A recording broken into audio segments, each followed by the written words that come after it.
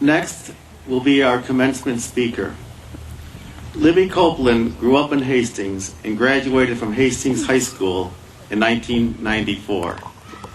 She was very active in high school, National Honor Society. She was a National Merit Commended student. She was active in sports, being a 3-year varsity athlete, and very active in our literary magazine, among other things. Libby went on after graduation to the University of Pennsylvania, where she studied English and creative writing. And for the last 10 years, she has been a reporter for the prestigious Washington Post and has written about culture, technology, and marketing for the newspaper's features section. She is currently covering the presidential race. And so without further ado, I'd like to introduce our commencement speaker, Ms. Libby Copeland.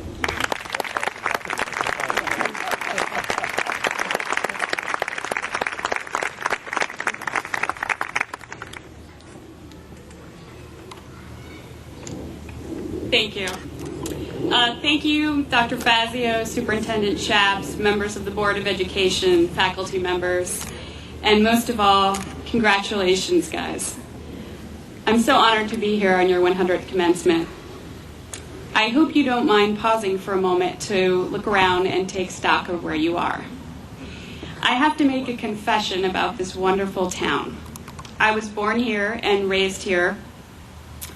And there was a brief period in my adolescence when it seemed to me that the best thing about Hastings was that it had a train station. I wanted to get out of here and into the city. This is an extraordinary place, and it seems more beautiful each time I come back. But it can seem like a very small place if you're 17 or 18 years old, and you've known the same kids since you were 5, and everyone remembers that embarrassing thing you did in middle school. A lot of you, I'm sure, are looking forward to going to some other place for the next 4 years, someplace bigger, probably, someplace where you can meet new people and redefine yourself a little bit.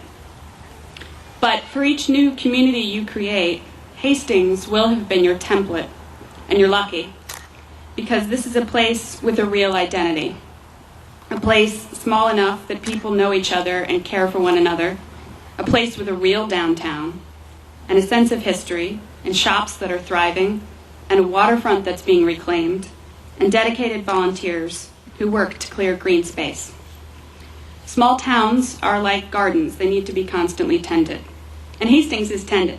It's thick with artists and writers. It manages to be cosmopolitan without being snobby. And the high school, it's like a private school masquerading as a public school. The teachers are smart and demanding, and the classes are small. And for all those reasons, we are lucky.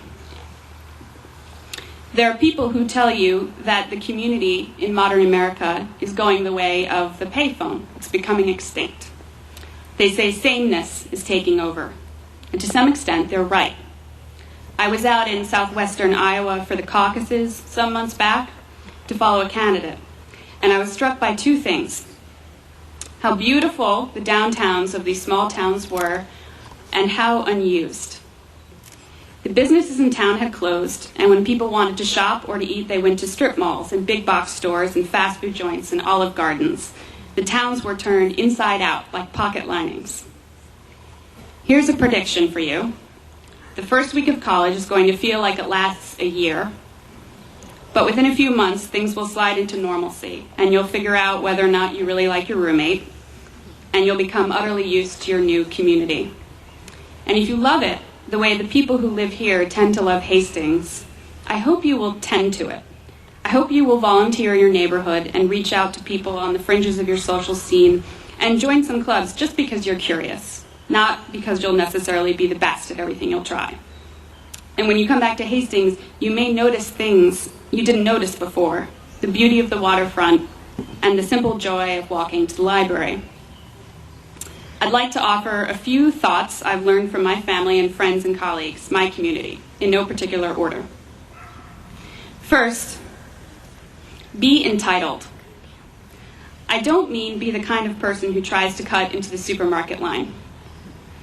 I mean, feel entitled to seek out the right class, the right major, the right professor, the right job. Don't be put off by getting deferred or by having your phone call ignored. Call again. Make yourself inevitable. People judge you not just on your talent, but on your commitment. Commitment tells them how hard you're willing to work and how willing you are to adapt. And besides, you can't assume the other person has put as much thought into your worthiness as you have. So in this instance, you know better than they do. Number 2, and this one is a bit selfish, read the newspaper. Whether in print or online, read it. Newspapers are Cliff's Notes to the country and where it's going, guides to who in the world is a bully and who is being bullied. If you want to understand power, you have to read the newspaper. Number 3, travel. You can learn more about human nature by spending 2 weeks in another country than in 2 semesters at school, even if your parents don't tell you that.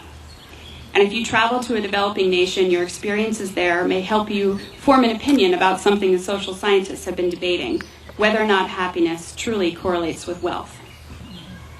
Number 4, watch out for certainty.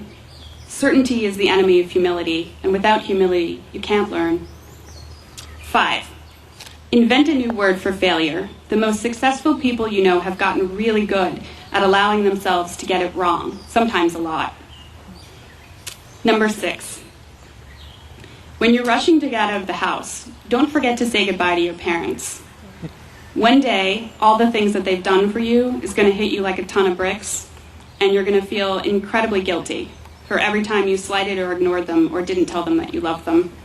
So to save yourself future guilt at the very least, always say goodbye to your parents. Number 7, don't wait for someone else to tell you what you should become. Pay attention to what calls to you. We are really privileged because decades ago, no one ever said, do what you love. But if you can manage it, you really should.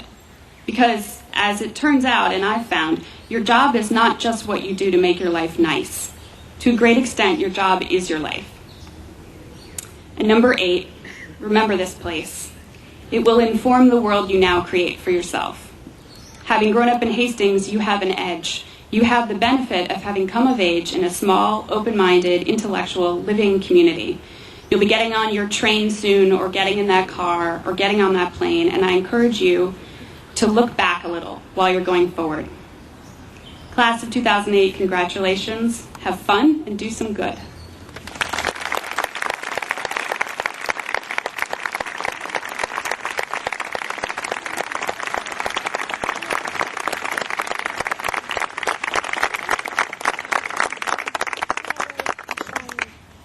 Thank you, Libby.